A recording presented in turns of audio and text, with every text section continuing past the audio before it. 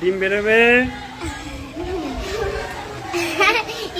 এই হাতে নিয়ে চলে এসেছে ডিম। আচ্ছা তুই ডিমটা তো রয়েছে, তবু শুধু ভাত খেয়েছিস, তুই কি ডিম খাস না? তুই নিজে ডিম খাস কি খাস না? খাস তো।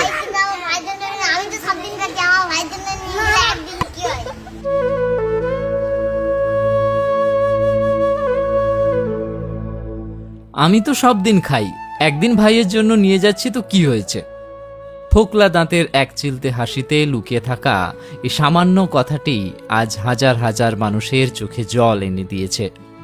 দক্ষিণ 24 পরগনার মগরাহাটের জয়েন খান ফ্রি প্রাইমারি স্কুলের 6 বছরের ছোট্ট মেয়ে খুশি কর, যার নামেই লুকিয়ে আছে একরাশ আনন্দ। সে যেন নিজের অজান্তেই এক অদ্ভুত ভালোবাসার গল্প বুনেছে। স্কুলের মিড ডে মিলে পাওয়া নিজের স্বাদের ডিমটি না খেয়ে চুপিসারে সে লুকিয়ে রেখেছিল তার স্কুলের ইউনিফর্মের পকেটে। শিক্ষক সাদ্দাম হোসেন বিষয়টি দেখতে পেয়ে যখন মজার ছলে ক্যামেরাবন্দি করে কারণ জানতে চান, তখনই বেরিয়ে আসে এক নিখাদ স্নেহের কাহিনী।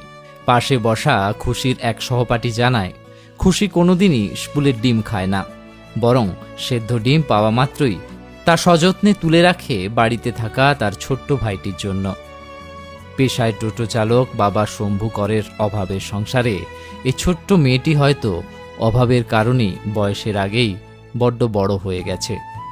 স্কুলে প্রতিদিন সবজি ভাত বা খিচুড়ির পর সপ্তাহে মাত্র 1-2 দিন, বিশেষ করে বুধবার, যখন পাতে একটা আস্ত সেদ্ধ ডিম পড়ে, তখন নিজের ছোট্ট মনের লোভ সামলে শুধু সবজি ভাত খেয়েই তৃপ্ত থাকে সে। কারণ বাড়ি ফিরে ওই ডিমটুকু ভাইয়ের মুখে তুলে দিতে পারলেই যে তার খুশির আর কোনো সীমা থাকে না।